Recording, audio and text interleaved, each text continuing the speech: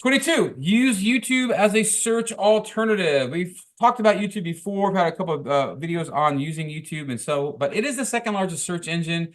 On average, viewers spend 6 hours and 48 minutes per week watching various types of online video.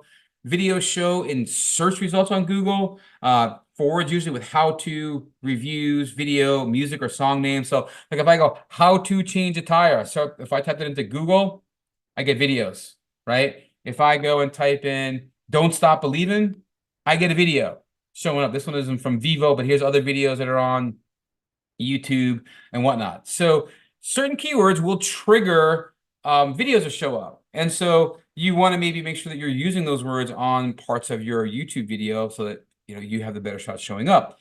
YouTube's also a lot easier to compete on, and results show up very fast. It's not quite the competitive monster that Google is right now. And so it's definitely something to consider if you're struggling or you have a very competitive niche market. Start making some cool videos and start looking to see if you can rank in the video market. This Wyzol's Video Marketing Stats 2023 report is super cool. Go check it out, okay?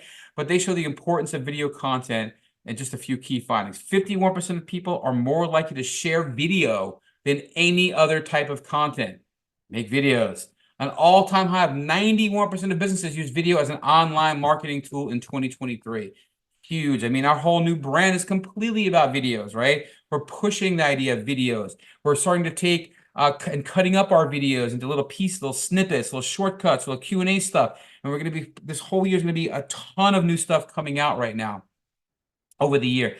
89% of people say watching a video has convinced them to buy a product or service. And 70% of non-video marketers plan to start using video. That is huge. Video's a monster. Get involved right now, okay? Users spend 88% more time on pages with videos, so incorporating them into your content can help boost engagement, rankings, and traffic. And in fact, when you're using their little clip markup, where you can kind of go to different parts of the videos, you can see little dots here. Each one of these at a different timestamp. They're even saying here, use keywords in your markups, right? So you can really get into like jack stands, where's the drain bolt, tools to change your tire. Use those. They can also help boost value in those things as well. Use design tools like Canva to design nice, compelling, relevant thumbnails to increase your click-through rates. Canva has all these designs pre-made. You can just take a look at one that fits properly. It's the right size, the right dimension. Just put your tweak on it, your word on it, and add metadata and descriptions onto your videos with your targeted keywords. It allows the engines to better understand what your content's about and help rank it better as well, okay? You also want to include a video transcript on the page that you might be embedding your video on your website. Get additional content, place it in an accordion area that users can view if they choose. Let me show you what I mean by that. So we have a client that has a lot of great videos on YouTube, but their content on page is a little bit thinner, okay? So if you look at this, it's a good site, looks nice, whatnot, but not a whole lot of content, right? Some content, but not a whole lot. Well, here's a video that they have on, Medicare costs for 2024. It's a new one. And here we have a little box that says Medicare costs for video transcript. Pop that open, and all the content from the video is on the page. So even though you can't see it, it doesn't kind of fit in with all the rest of that. The content, the words, the conversational tone, because she's literally talking to people, right? So having that conversational tone makes a difference. And then on most of the other pages where she has other videos, I think it was like this one here, a lot of these Medigap plans had some.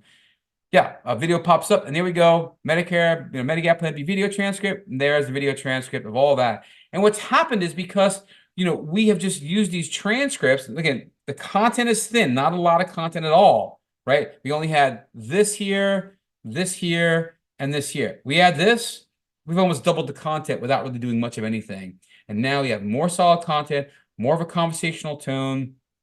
And you know what happened? Many of these pages went up in ranking because we had more content. We have multimedia, we have pictures, we have videos, we have content, we have, just made a difference. So I would suggest if you're making videos that you're putting on YouTube or other places, well, if they can be embedded on your website, and they should be in some way, shape, or form, put them on your website. Include the transcript. Optimize the titles and descriptions like you would any other page of the website. So do that research before you film your videos. Make sure you're meeting users' needs, right? That's a great idea. Look at the video, look at the keyword research, see what people are searching for, and write content that fits it. Optimize your video files itself before uploading it to your website, right? As just like with images, smaller file sizes improve overall loading time for your web page. Provide transcriptions for your videos. Already mentioned that. By doing that, you not only improve the accessibility of your videos, but you also improve your SEO because you got a lot more keywords in there.